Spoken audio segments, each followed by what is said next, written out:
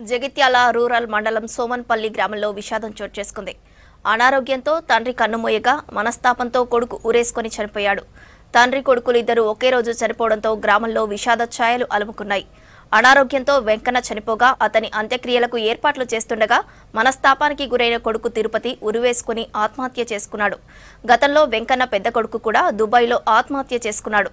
తండ్రి మరణం, మరోవైపు తిరుపతికి 5 లక్షల అప్పులు ఉండటంతో మనస్తాపానికి గురై ఆవేదనతో ఆత్మహత్య చేసుకున్నాడని అతని భార్య పోలీసులకు తెలిపింది.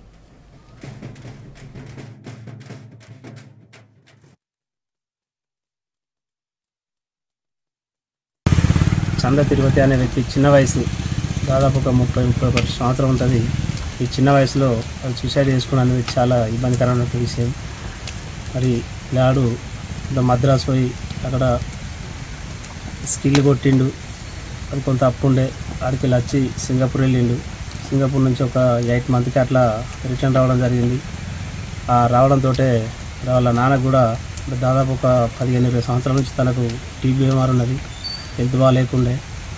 దాని కొరకు కొంత కూడా అప్పు కావచ్చు, అది ఇది రెండు కలిసి ఇదే నేను ఇప్పుడు ఎట్లా ఏం చేస్తే అప్పు తీరాలని ఒక మనస్తాపంతో దాదాపు సింగపూర్కి వచ్చిన ఒక 4 రోజుల నుండి కొద్దిగా మనస్తాపం చేయింది, కొంత నారాజుగా కనబడుతుండు.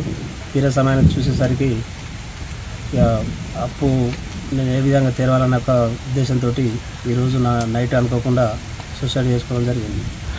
తండ్రి నైటు అన్న దగ్గర చనిపోయిండు. కొడుకు ఇక్కడ, ఈ చిన్న కొడుకు వేరే ఇంటికాడ ఉంటాడు, తన ఇంట్లో ఈ కొడుకు ఇక్కడ చనిపోవడం జరిగింది. ఇద్దరు తండ్రి కొడుకులు ఒకటే చనిపోవడం అనేది చాలా బాధ.